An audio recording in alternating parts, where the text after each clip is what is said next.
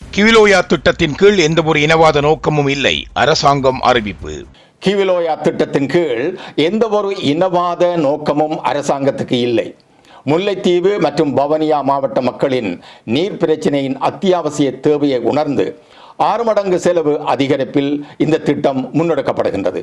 எனவே இதனை அரசியல் மயப்படுத்த வேண்டாம் என அமைச்சரவை பேச்சாளர் அமைச்சர் நலிந்த ஜேதிச தெரிவித்துள்ளார். கொழும்பில் உள்ள அரசாங்க தகவல் திணைக்களத்தில் செவ்வாய்க்கிழமை இடம்பெற்ற அமைச்சரவை தீர்மானங்களை அறிவிக்கும் ஊடகவியலாளர் மாநாட்டிலேயே அவர் இதனை தெரிவித்துள்ளார். Discover the magic of Sri Lanka with Satkin Holidays. Book your unforgettable adventure today with Satkin Holidays. Mullaitivu மற்றும் வவுனியா மாவட்ட மக்களின் நீர் பிரச்சினைக்கு தீர்வினை வழங்குவதற்காகவும் குறிப்பாக விவசாய நடவடிக்கைகளுக்கு நீர்ப்பாசனத்தை வழங்குவதற்குமானதுமான அத்தியாவசிய வேலை திட்டமாகவே இந்த கிவிலோயா திட்டம் முன்னெடுக்கப்படுகின்றது. ஆனால் இது எமது அரசாங்கத்தால் அறிமுகப்படுத்தப்பட்ட வேலை திட்டம் அல்ல.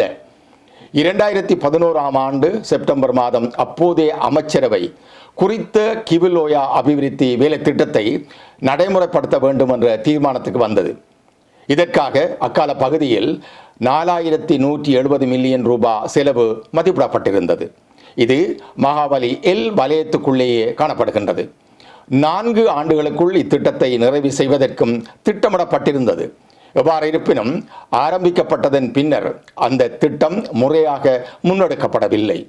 கோவிட் தொற்று மற்றும் அதன் பின்னரான பொருளாதார நெருக்கடிகள் உள்ளிட்ட காரணிகளால் இந்த திட்டம் இடைநடுவில் கைவிடப்பட்டது. சுமார் 15 ஆண்டுகளுக்கு முன்னர் அத்தியாவசியமானது என இனங்காணப்பட்ட வேலை திட்டத்தை தற்போது நடைமுறைப்படுத்துவதற்கு நாம் நடவடிக்கை எடுத்துள்ளோம். அதற்கமைய தேசிய நிதியத்தின் ஊடாக 2026 தொடக்கம் 2031ஆம் ஆண்டு வரை இந்த திட்டத்தை முன்னெடுத்து அதனை நிறைவு செய்ய எதிர்பார்த்துள்ளோம். எவ்வாறு இருப்பினும் அன்று 4170 மில்லியன் ரூபாய் செலவில் இதனை நிறைவு செய்ய முடியும் என எதிர்பார்க்கப்பட்ட போதிலும் தற்போது அது 23,456 மில்லியன் ரூபாய் வரை அதிகரித்துள்ளது. ஆரம்பிக்கப்பட்ட போது மதிப்பிட்ட தொகையை விட 6 மடங்கு செலவு அதிகரித்துள்ளது. இதற்காக சமர்ப்பிக்கப்பட்ட யோசனைக்கு அமைச்சரவை அங்கீகாரம் வழங்கியுள்ளது. இதனை அடிப்படையாக கொண்டு எவருக்கும் நீர் வழங்கப்படுவதில்லை.